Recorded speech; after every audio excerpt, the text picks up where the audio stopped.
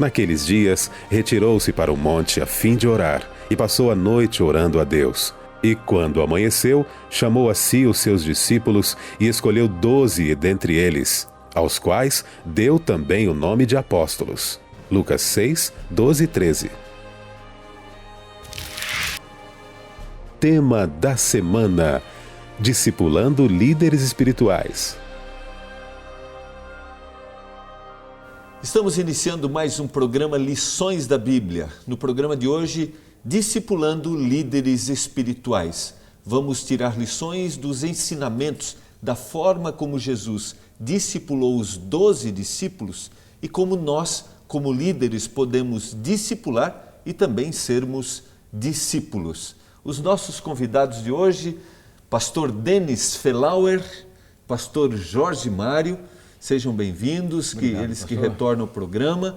Gostaria que vocês falassem um pouquinho da atividade que vocês estão exercendo hoje, pastores da Igreja Adventista do Sétimo Dia. Pastor Jorge, nosso professor. Pastor, eu trabalho atualmente na Associação Paulistana, um segmento da Igreja Adventista que atende uma região da cidade de São Paulo, e o meu trabalho é com os pastores, dando assessoria, acompanhamento aos pastores ali do nosso campo. Esse é o meu trabalho atualmente. Lembrando que a associação é um grupo de igrejas e o senhor trabalha no escritório que administra esse grupo de igrejas adventistas. Isso, nós temos cerca de 260 igrejas e grupos nessa região ali de São Paulo, cerca de 104 pastores que atendem também os colégios, as escolas e outras áreas, não só as igrejas, né? Os distritos pastorais, mas outras regiões também. Ok. Pastor Denis Felauer, nosso contemporâneo no tempo de faculdade. Verdade. Mas aí ficou fácil para mim. Eu trabalho numa das igrejas que a associação administra, em São Paulo. Então, o pastor Jorge Maia foi seu professor e hoje é seu conselheiro. É verdade. Ah, tá bom. Que privilégio, hein? Pois é, para ele, né? É verdade. Gente boa, pastor. Seu aluno hoje seu colega, né, pastor? Nós alunos e hoje colegas, né, pastor? Isso é muito legal. Muito bom. Se você deseja conhecer mais, acompanhar o nosso programa, esse é o nosso guia de estudos. Só você entrar no endereço que está aí abaixo da sua tela, você pode ali ter informações sobre o nosso guia e assim você pode acompanhar. Lembrando sempre que esse guia de estudos, a base é a palavra de Deus, ele serve como orientação para nós aqui. Nós vamos nesse momento suplicar a presença de Deus em nosso estudo e que a bênção também, a iluminação chegue até a sua casa, você esteja sendo iluminado por aquilo que o Senhor tem para nos dizer. Pastor Jorge, o senhor poderia dirigir uma prece a Deus nesse momento, por favor? Nosso Pai, é um privilégio estarmos aqui juntos para estudarmos a Bíblia, a Tua Palavra, de uma maneira bem direcionada sobre como foi que Jesus discipulou líderes espirituais. Queremos extrair lições práticas para a nossa vida, portanto, ilumina-nos com Teu Espírito, humildemente rogamos em Teu nome e pela Tua graça. Amém. Amém. Nosso guia de estudos traz detalhes que a forma como Jesus trabalhou com os 12 discípulos. Mas eu creio que seria interessante a gente dar assim, uma ideia. Nós temos inúmeros seguidores do Senhor, se tornaram discípulos. Por que esses 12? E a forma como Jesus trabalhou com esses 12, os apóstolos? Ele os escolheu de uma maneira bem criteriosa, né? Dentre o grupo de pessoas que o aceitaram como Salvador, Jesus passou uma noite orando e escolheu estes homens com a intenção de ensiná-los e capacitá-los a serem líderes dos demais discípulos. Então, esse foi o objetivo de Jesus. Não foi discriminação, não foi acepção de pessoas, mas ele tinha um foco, um objetivo que foi ensinar e capacitar esses indivíduos para que liderassem os demais discípulos. E numa estrutura, qual seja, existe hierarquia. Nesse caso, há uma hierarquia. Há um papel de liderança por parte deles. Isso aqui é claro. E eu tenho a impressão que, diante do que nós vamos discutir aqui, ou seja, diante da proposta de liderança de Jesus, ele, esclarecendo, ele queria um seminário teórico-prático, não só teoria. Nós vamos discutir isso, provavelmente. Na realidade dele, ali em Israel, sem tecnologia nenhuma, impossível você fazer um seminário teórico-prático com uma multidão. Ele escolheu, selecionou, e essas pessoas foram treinadas por ele e foram treinar outros, né? O discipulado, aliás, me parece que é isso. Você passa para outro aquilo que você segue, né? Você é um discípulo e você vai propor a outros que te sigam também e que sigam a mesma... E esse é um processo contínuo. Ele é individual, é crescimento pessoal, mas eu também está vou dentro, levando outras pessoas. Dentro de um guarda-chuva, né? de uma estrutura. Qual foram os métodos? Qual foi a estratégia que Jesus usou na escolha desses 12, que a gente já viu claramente aqui? Eles seriam líderes espirituais, então eles precisavam serem treinados para que se ampliasse a área de atuação. Qual foi o método que Jesus usou? A gente percebe ao estudar a Bíblia que Jesus não escolheu dentre assim, os seus discípulos, os 12 apóstolos, a quem ele chamou de apóstolos, dentre as pessoas que aparentemente tinham potencial, certo? Na aparência, educação, cultura, por exemplo, nenhum deles era escriba, nenhum deles era rabino, certo? Nenhum deles era sacerdote, eram pessoas comuns, preparadas no trabalho, eram homens de garra, de determinação, com potencial de desenvolvimento. E Jesus, acho que viu isso em cada um deles. Jesus chamou-os individualmente, não fez um chamado público, não fez um chamado coletivo, não foi um convite assim para a multidão, quem quiser ser meu discípulo aí, eu quero treinar, Não, ele fez individualmente o chamado e aí passou a ensiná-los, né? E a treiná-los. Como o pastor Denis falou, é um treinamento teórico prático. Jesus ensinou teoria, conceitos, verdades e permitiu que eles experimentassem isso na vida. E foi isso que fez a diferença na vida de cada um deles. O que precedeu essa escolha foi a oração. Uma noite de oração.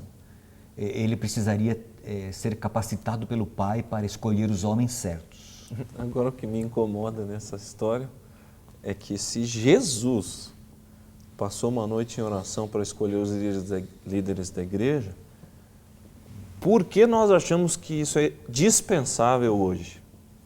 Entendeu? E se a gente não ora muito para fazer esse trabalho, nós estamos dando um recado para Deus, que Ele é dispensado Ele está dispensado dessa tarefa. Mas Jesus não houve outra pessoa como Jesus. A gente não chega nem perto. E se Ele orou nessa intensidade, que nós não deveríamos fazer, né? Acho que deixar um pouquinho a nossa prepotência de lado e entregar a coisa mais na mão de Deus vai ser útil, eu tenho a impressão, pelo menos. Às vezes o tempo, a convivência com as pessoas, a ocupação que nós temos, aqueles que são líderes sabem, a experiência e a ocupação faz com que a gente... Eu acho que você está tentando dizer que é mais difícil lidar com sucesso do que com fracasso. Quando eu fracasso, eu corro para Deus. Quando eu tenho sucesso, eu acho que eu fiz alguma coisa. E aí complica. Eu digo até nessa escolha, a gente vai conhecendo tanto o caminho das pedras, né? A reação, e às vezes você acha que tal pessoa tem essa aptidão, né? Ou não tem essa aptidão, e a gente corre o risco de começar a determinarmos uma liderança espiritual sem buscarmos o Espírito. Exatamente. Quer dizer, é um contrassenso. Você sabe, pastor, nem todas as pessoas elas têm dom de liderança. Isso é um dom que Deus deu, né? Jesus precisaria descobrir isso e por isso ele foi orientado pelo Pai nesta escolha.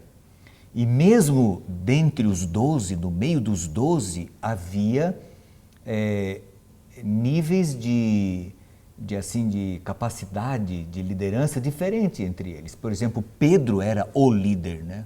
Depois a gente vê João, Tiago, seu irmão também eram líderes. E dentro do grupo de 12 havia um grupo menor de 3 líderes de quem Jesus aproximou e deu uma atenção especial para eles, e foram de fato estes 3 que lideraram a igreja cristã primitiva, né, dos primeiros anos da igreja.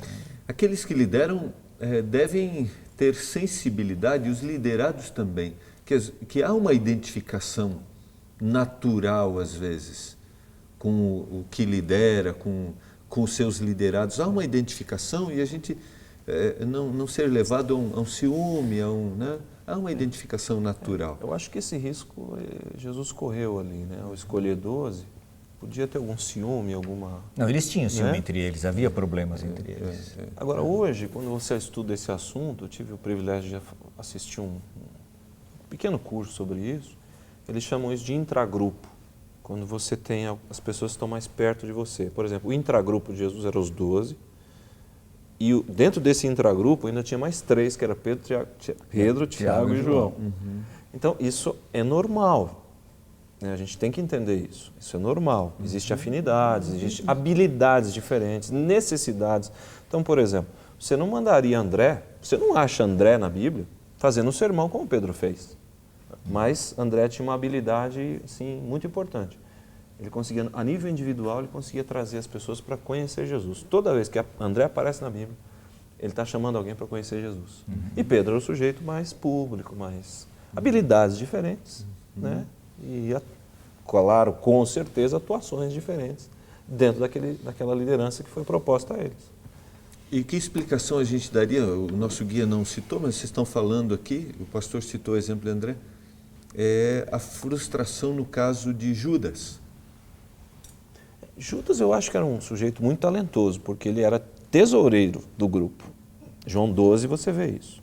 É lógico que o evangelista ali desmascara Judas, na verdade ele era ladrão. Mas para ser eleito tesoureiro, alguma habilidade de trabalhar com as pessoas e com as finanças ele tinha. Ele não era qualquer pessoa. Você não coloca uma pessoa numa função de responsabilidade desse calibre se a pessoa não tem alguma habilidade. Então, eu acho que Judas se perdeu porque ele não usou a liderança e a habilidade que ele tinha para as coisas de Deus. Ele usou para si, ele era ganancioso. Esse é um problema que os líderes enfrentam também, né? Você acabar virando os holofotes para si mesmo. E aí complica. A tradição cristã diz que Judas era um indivíduo polido, fino. Era o indivíduo. Imagino. Dos discípulos era o camarada. Havia assim um potencial muito grande na sua aparência exterior. Mas havia um problema em Judas. Autoconfiança exagerada. E ele tinha expectativas errôneas acerca de Jesus como Messias também. Ele achava que Jesus ia estabelecer um reino terrestre, essa era a expectativa dele. Outros também tiveram por um momento essa expectativa, mas Judas não se deixou guiar e conduzir, ele não se deixou ensinar, se moldar como os outros deixaram se moldar. É isso que eu estava querendo me lembrar. Você perguntou em algum momento aí qual era a característica dos 12 que eu acho que eles eram dóceis. Claro, cada um ao seu modo, mas eles estavam abertos para serem ensinados. O cavalo dócil é o cavalo que deixa ser domado, né? O ser humano dócil é que ele está aberto aos ensinos do mestre. Então, eu tenho a impressão que se eles tinham uma qualidade, a maior delas era estar aberto a aprender. Porque os escribas que você mencionou, os teólogos, eles estavam tão cheios de si que não tinha espaço para entrar mais nada. Os 12 não, eles estavam ansiosos por ser alguém, talvez. Né? E é claro que Jesus teve que trabalhar com esse sentimento também. Mas outra coisa, eles não tinham essa expectativa de que Jesus os escolheria para serem líderes. Acho que nem imaginavam. Não, né? nem imaginavam. Foram pegos de surpresa. Estavam pescando. E nem achavam que poderiam ser, né, professor? Nem achavam que poderiam ser. Vocês estão falando, eu acho que vale a pena ocupar uma posição de liderança, além de levar a salvação, dar a oportunidade que as pessoas sejam lideradas, influenciadas por aquele que tem esse cargo. Também eu vejo que a liderança é um lugar para ser salvo. Para ter a oportunidade, eu me confronto com situações e para que eu seja moldado, para que eu também seja um discípulo. Se você conseguir enxergar que você precisa ser moldado, ok. Se você não conseguir enxergar isso, você vai ficar como Paulo, recalcitrando contra os aguilhões. Quer dizer, sou eu e eu mesmo, enfim. E tem gente que, infelizmente, em anos de experiência não aprende nada, porque sempre está fazendo as coisas a seu modo, porque foi assim que ele entendeu que as coisas funcionam. Porque... Agora, os 12, eles de alguma forma estão abertos a aprender, a se reciclar, enfim, a ser moldados. Porque assim, ter a oportunidade de discipular líderes espirituais, de escolher, de orientar, também é eu me tornar um discípulo e um seguidor do Senhor. Quando Deus me dá sensibilidade, eu tenho que buscar, eu tenho que orar, eu tenho que me entregar. Ele está me usando como instrumento, mas também para a minha salvação. Eu acho que isso aconteceu com eles, por exemplo, vamos pensar em João, né? Ele e seu irmão eram considerados filhos do trovão. Os camaradas eram bravos, os camaradas eram violentos, eram duros. E João se transformou num discípulo amado. Você vê Pedro, quando traiu Jesus, Pedro foi para o Getsemane chorar. O camarada chorou amargamente, aquele camarada duro. Pedro era duro, era um pescador valente, corajoso. Era o que falava primeiro, né? Entendeu? Mas o camarada chorou, ele se humilhou diante de Deus. Então, foi um processo, não foi uma coisa que aconteceu de um dia para o outro. No plano de Jesus, em prepará-los para a liderança espiritual, eles foram moldados como pessoas. Exatamente. Acho que essa é a grande questão. Que nós que ocupamos uma posição de liderança, você talvez tenha uma posição de liderança em sua comunidade religiosa, se coloque diante do Senhor para ser um instrumento moldado diante do desafio de liderar. Nós vamos para o nosso intervalo e nós já voltamos com Lições da Bíblia.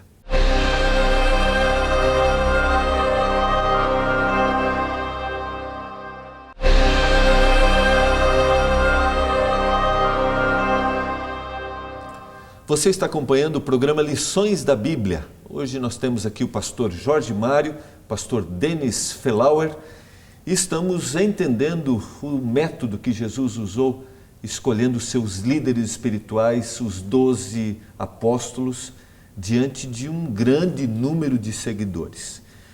Jesus usou 2 métodos especificamente, que trazem algumas lições muito importantes para a gente, principalmente para aqueles que querem ser seguidores de Jesus, que é o ensino e a prática, o conhecimento e a experiência. Que riscos a gente corre quando a gente não equilibra isso, por exemplo, e a nossa vida religiosa, pensando aqui no discípulo, se torna somente sentimentalismo. Extremos, né, pastor? Você caiu para um lado ou para o outro lado. E Jesus manteve os 2 elementos juntos, né? A informação ou conhecimento só não transforma. Eu posso conhecer um monte de coisa e não coloco em prática isso em minha vida. Okay. Então eu preciso ter conhecimento, informação, eu preciso conhecer fatos concretos, verdades absolutas e concretas, e vivenciar isso na prática no meu dia a dia. Jesus fez exatamente isso com seus 12 discípulos no processo de capacitá-los para liderar outros discípulos de Cristo. Jesus transmitiu, compartilhou, informou, né, verdades, deu depois o Espírito Santo para guiá-los em toda a verdade, ensiná-los, né, mas também levou-os a praticar isso.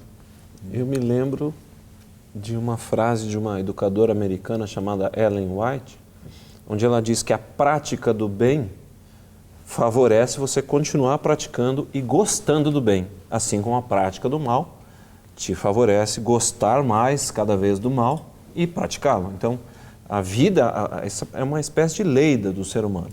Você recebe um conteúdo e aí depende de você aceitar esse conteúdo, acreditar nele e colocá-lo em prática, não é?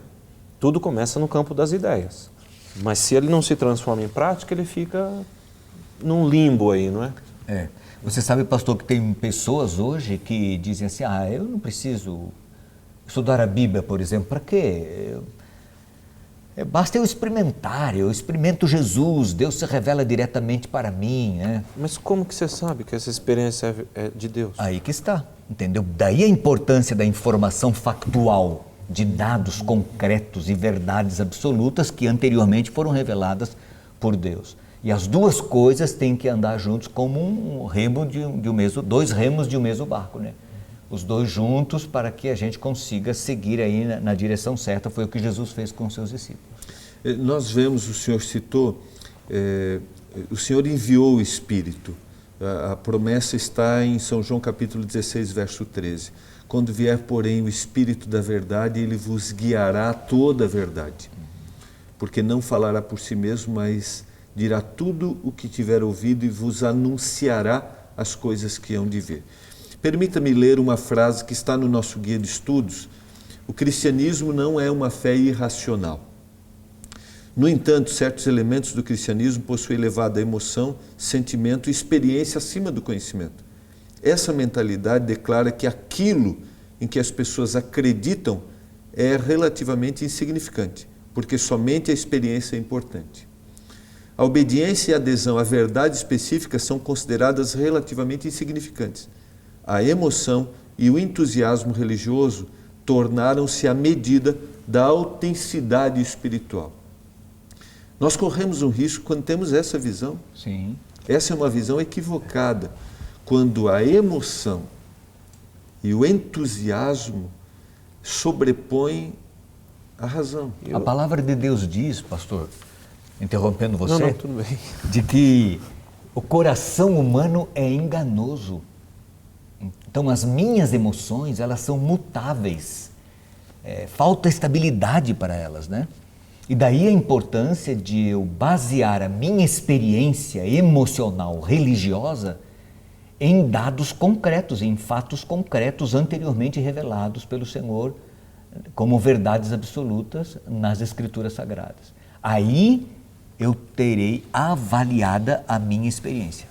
Aliás, o contrário disso é realmente uma experiência irracional, né? Porque, pensa um pouquinho, o Espírito Santo inspirou profetas a escreverem este livro, desde 1500 anos de Moisés até 90 depois de Cristo. Um tempão o Espírito Santo ficou guiando as pessoas para escreverem este guia de vida aqui. E hoje, no século XXI... De forma extraordinária, ele chegou até nós. Até nós. Um outro processo. E hoje, no século XXI, eu digo, não, o que importa é o que eu sinto, deixa o conhecimento de lado. O mesmo Espírito que inspirou esses profetas a escreverem, ele não pode se contradizer. Então, como eu descubro se a minha experiência é real? Comparando com a Bíblia. Não tem outro jeito. Pensar diferente disso é você dizer que o Espírito Santo, tudo que ele fez, realmente não serve para nada. Deve ficar na prateleira. Não é racional, não é lógico na minha maneira de ver, né? Você não tem um parâmetro. Por exemplo, os muçulmanos têm o Corão. Ali eles baseiam sua prática de vida. Os espíritas, segundo Allan Kardec, têm o Evangelho segundo Allan Kardec. Ali eles baseiam sua prática de vida, né? Os filósofos tinham seus professores. Ali eles moldavam o seu estilo de vida. O cristão, me parece lógico que ele molde sua vida de acordo com as Escrituras, né? Mas você sabe que às vezes algumas coisas são tão claras na Bíblia que nós esperamos que o Espírito Santo me revele aquilo que já está revelado. Está claro, o texto bíblico já diz, mas eu preciso de uma confirmação. E aí vem uma questão importante que no nosso caso aqui do nosso guia. Líderes espirituais, para serem liderados, para serem discipulados, precisam ter um líder que conheça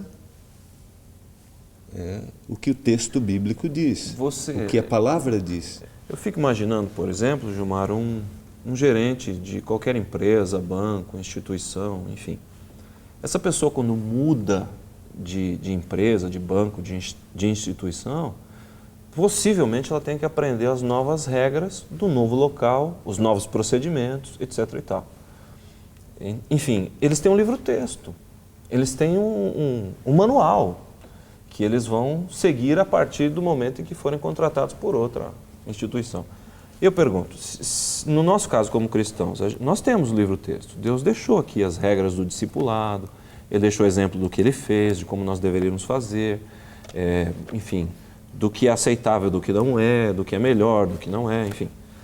E a gente se acha no direito de desprezar isso aqui para trabalhar para Deus, sentindo uma emoção qualquer? Eu não acho que isso é lógico ou racional. É verdade que eu não posso apenas acreditar que o conhecimento por si só vai me transformar. Não. Mas eu tenho que partir de algum ponto, de um princípio, para chegar em outro. Então, este caminho, quem me diz qual é? É a Bíblia. E aí entra um detalhe importante, quando você citou, por exemplo, crenças religiosas ou crenças não religiosas, que têm os seus guias, certo? Você citou. E a palavra de Deus deve ser apresentada porque ela vai revelar toda a verdade a qualquer crença religiosa que existe no mundo, que tenha outro guia. Então, ela é o padrão. Aqui entra a necessidade de nós vivermos e conhecermos o que a palavra revelou, porque este evangelho deve ser pregado a qualquer denominação, exatamente, em qualquer parte do mundo. Pastor, Jesus disse que um guia cego não pode guiar outro cego. Se tentar fazê-lo, os dois cairão no mesmo buraco. Então, o discípulo líder, ele tem que conhecer o caminho, ele tem que saber aonde ele quer chegar, certo? Ele tem que conhecer as informações. E o método para chegar. E o método para chegar. E isso aí tem que ver com revelação, com fatos. Não pode ser um negócio subjetivo assim, entendeu? Para onde você vai? Não sei, estamos indo. Mas quando a gente, não sei. Não, o que o Espírito disser... A gente vai levando. Mas como? Onde? Não, é impossível. Então Jesus foi claro quando ele treinou seus 12 discípulos, a quem chamou de apóstolos, para que fossem líderes discipuladores. Ele deu a eles informação, ensinou verdades absolutas, entendeu? E aí fez com que eles experimentassem na vida deles. E esse vivenciar da verdade é que mudou a vida deles, ok? E inspirou os liderados depois. Quando nós partimos para o âmbito muito mais sentimental, nós acabamos nos confundindo com outras ideologias. Lógico. Diferente daquilo que a palavra quer, que é a racionalidade. As ideias, elas moldam os comportamentos. Por exemplo, Gandhi, ele se comportou daquela maneira porque ele acreditava, entre outras coisas, no Sermão do Monte. Se você ler Mateus capítulo 5, muita coisa ele tirou dali. Agora, eu que sou crente, eu acho que é dispensável eu estudar a Bíblia. Não me parece racional. Hitler, por que ele se comportou daquela maneira? Porque por trás dele havia uma filosofia nihilista e ele então fez o que fez porque ele acreditava naquilo. As ideias moldam os nossos comportamentos e Deus deixou as ideias do cristão reveladas e daqui que o mundo precisa. E eu como líder, você como líder, ou qualquer pessoa que queira liderar, tem que partir deste ponto, não é? Para fazer o que tem que fazer. A não ser que ele queira ser confundido com outra proposta, seja religiosa ou não. Não é? E você sabe que a tendência filosófica do pós-modernismo é eliminar verdades absolutas, né? Tudo é relativo. O contexto é que vai dizer e determinar se aquilo é verdade ou não. Então, na cabeça da filosofia pós-modernista não existe uma verdade relativa. Mas sabemos que sem verdade absoluta, melhor dizendo, não existe uma prática, uma experiência religiosa autêntica. Facilmente eu posso ser confundido comigo mesmo, certo? Com minhas emoções, e Satanás, o inimigo de Deus, pode me bagunçar toda a minha vida. E aí eu lembro do Salmo: se os fundamentos são destruídos, que fará o justo? Aonde está o referencial do caminho a ser seguido? Qual o norte a ser seguido? Por outro lado, existe um ser tocado, existe o momento da emoção, desde que ele não tire minha racionalidade, certo? Se a gente prestar atenção, nós vamos ver que Jesus, ele tinha conhecimento do Antigo Testamento, profundo conhecimento, e ao mesmo tempo ele tinha uma profunda experiência espiritual com Deus Pai. Como que eu descubro isso? Eu vejo ele citando passagens do Antigo Testamento, né, em oposição aos seus inimigos, aqueles que não gostavam dele, enfim, e vejo ele noites orando no Getsêmani.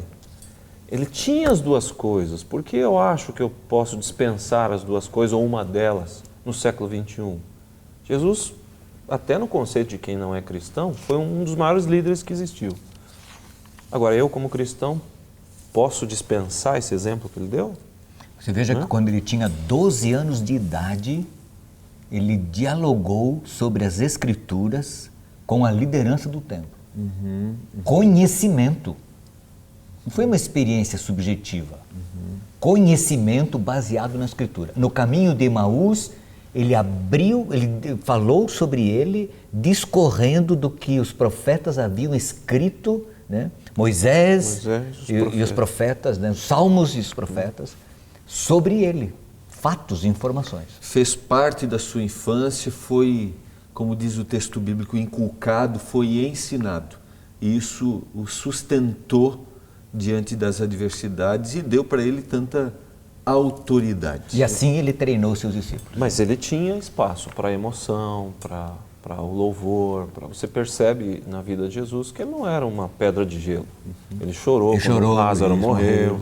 Teve compaixão das pessoas. Aliás, essa é a marca registrada de Jesus, né? Ele se compadecia, ele sentia a dor do outro. Né? Então, e passava noites orando. Ok, você está acompanhando Lições da Bíblia? Interessante a gente perceber a necessidade de termos o conhecimento, o ensinamento e vivermos aquilo que nós recebemos. Nós vamos para o nosso intervalo e nós já voltamos.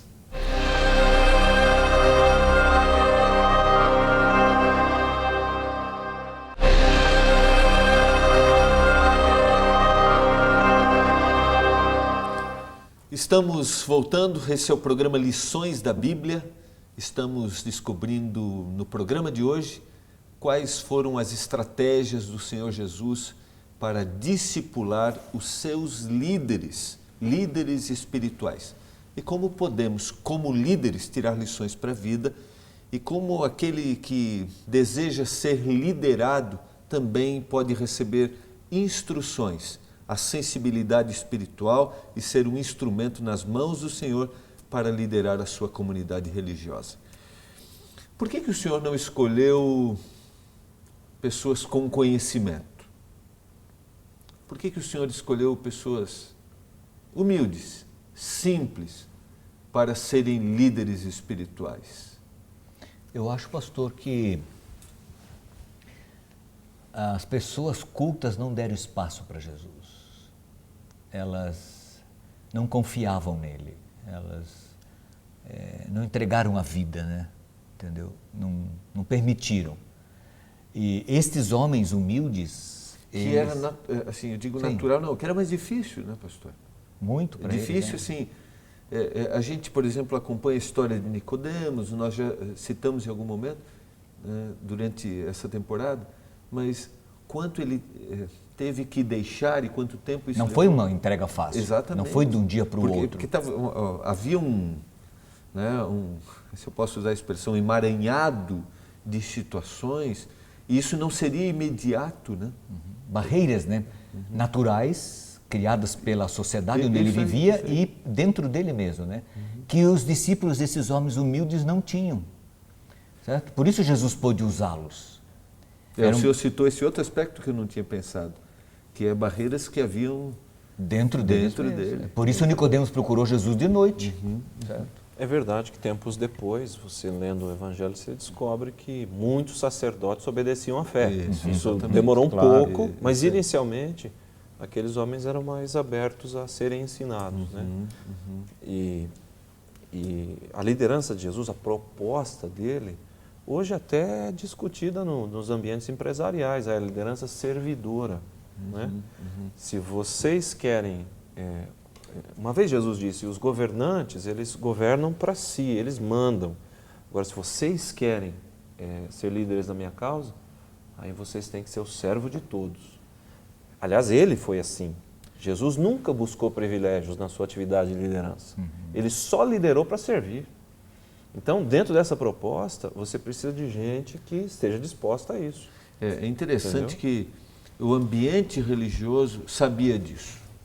Que Em tese, exatamente, né? sabia assim, conhecia o caminho, certo? Agora, a pressão do ambiente social, do império que dominava, era tão que dizer que liderar É servir? é um... Não era uma coisa fácil para eles como não é para nós. Por exemplo, nós que cuidamos de igrejas, que lidamos com gente, às vezes eu sinto que a gente se coloca numa posição de autoridade e não leva muito em consideração as pessoas mais simples. A igreja, de modo geral, às vezes cai nessa armadilha. Né? Liderar corre o risco da posição, né? Te deixa dono da verdade. Né? Aqueles líderes espirituais sabiam o que deviam fazer, mas não viviam na prática aquilo que... Exatamente. Essa é a dicotomia que existe às vezes entre a informação, o conhecimento e a vivência, a experiência desse conhecimento. Né? E outra questão, e também não foi fácil para aqueles 12 discípulos, eles não aprenderam de um dia para o outro. Vocês perceberam o que aconteceu lá na Santa Ceia? Ninguém se dispôs a lavar o pé, não, entendeu? Imagina se eu vou lavar o pé do fulano, eu não. Jesus teve que se oferecer, ele que lavou. No final ele ainda diz assim, né? Vós me chamais de mestre e senhor, e eu sou. Agora, se eu lavei os pés de vocês, o que vocês não devem fazer? Compreendeis o que eu vos fiz? Eu gosto dessa frase de Jesus. Demorou para eles aprenderem. É lógico que eu entendo que demorou menos tempo do que demoraria para os sacerdotes obedecerem à fé e tal, porque eles eram mais autossuficientes. Vocês já pensaram no que poderiam ter se transformado aqueles líderes espirituais se tivessem sido humildes, permitindo que Jesus moldasse a vida deles? Aliás, eu acho que essa foi a experiência de Paulo, né? Eu acho que um intelectual como Paulo, um homem culto, estudado, em algum momento abriu o coração para Jesus. Se essa gente tivesse feito o mesmo, eles seriam... Quantos Paulos nós não teríamos? Que bênção não seria isso para o mundo? Não, e Paulo fazia parte do grupo deles, Sim. né? Porque ele era fariseu de fariseus, exatamente. tinha sido educado com Gamaliel, etc. A gente pode dizer que depois de Jesus, a maior influência que nós temos dos escritos bíblicos no Novo Testamento Foi Paulo. Paulo. São 14 cartas, pastor? 14 cartas. Aí você veja que beleza a graça de Cristo, porque Deus usou, como Paulo mesmo disse, as coisas loucas deste mundo, as que não são, homens humildes, simples, que não tinham potencial aparentemente nenhum, humanamente falando, para confundir aquilo que é sábio neste mundo, né? Mas se aqueles líderes espirituais tivessem permitido, como aqueles homens humildes permitiram, que lição para nós hoje, pastor? O senhor fala e eu fico pensando aqui, pastor. Primeiro, naqueles que conhecem, naqueles que a gente está, talvez, falando agora e tem conhecimento. São pessoas estudadas, né? Tem grande influência. Que bênção você pode ser para a sua comunidade, para a sua família, se você deixar que o Espírito trabalhe no coração. Você sabe, uma pessoa como essa que você descreveu agora, tem que tomar uma decisão. Se ela vai ser uma bênção para si mesmo, ou se vai ser uma bênção para a sua comunidade. Só dá para ser uma bênção para os outros quando a gente une o conhecimento verdadeiro à prática verdadeira. Se não, eu acabo sendo uma bênção só para mim, ou só para um grupo especial, ou sei lá.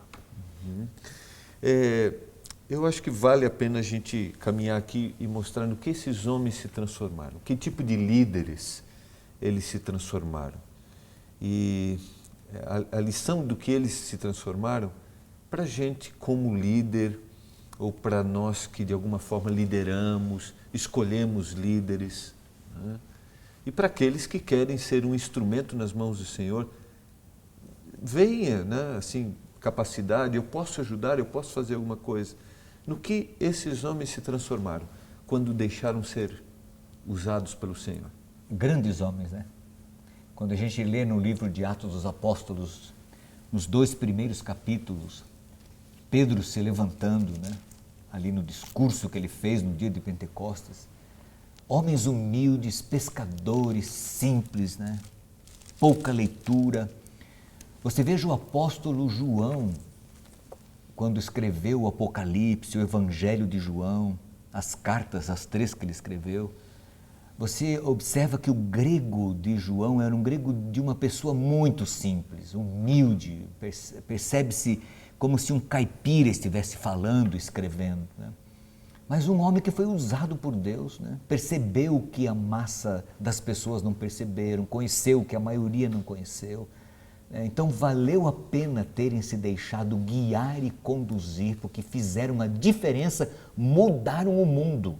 Foram representantes de Jesus, lideraram N discípulos e a influência deles ainda perdura em nós. E João, você mesmo disse, não faz muito tempo, ele sai de uma esfera na qual ele era filho do trovão para ser discípulo amado, do amor.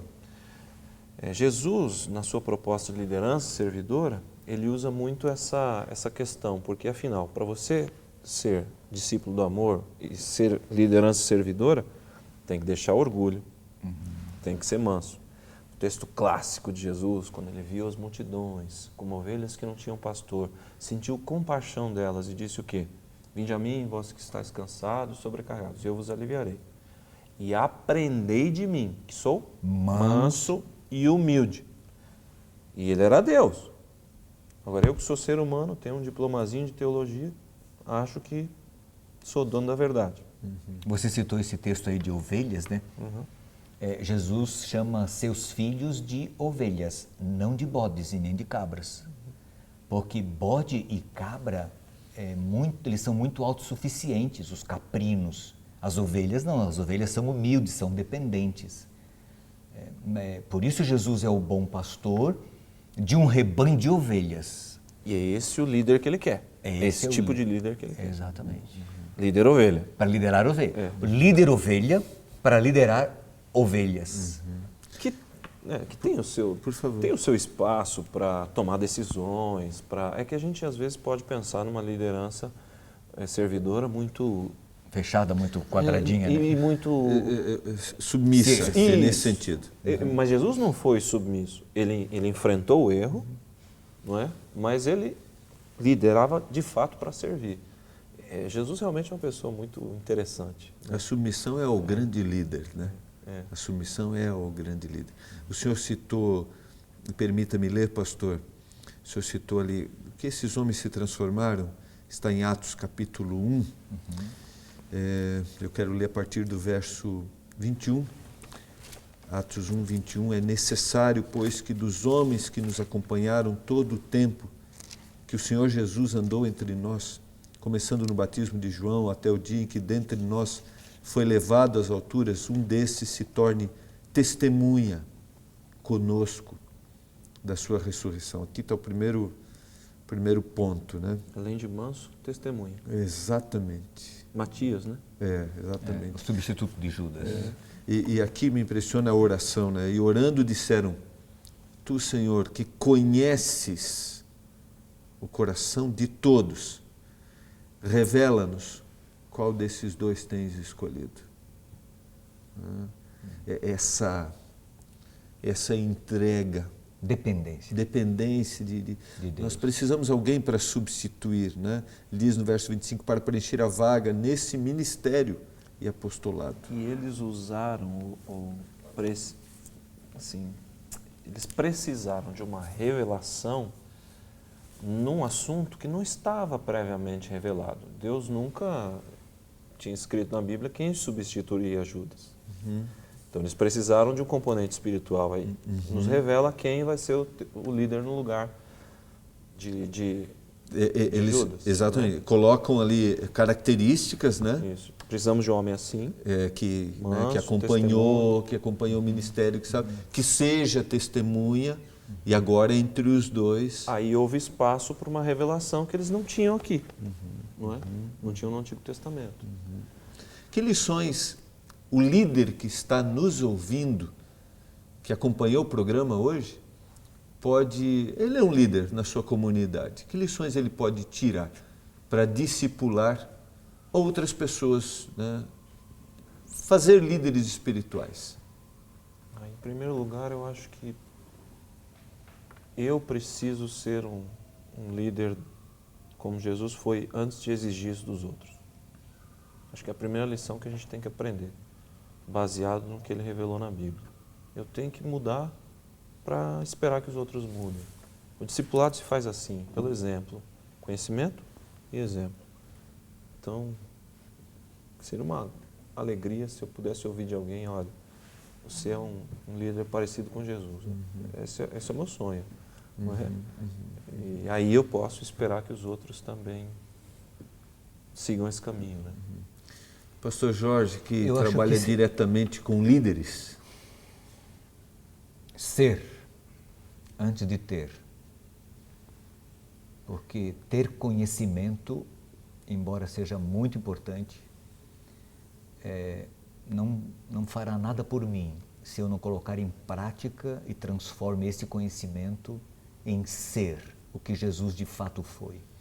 Em permitir que Deus me molde, que Deus me transforme, que Deus me conduza a minha vida, para que, em trabalhando em mim, outros sejam também moldados pela mesma graça.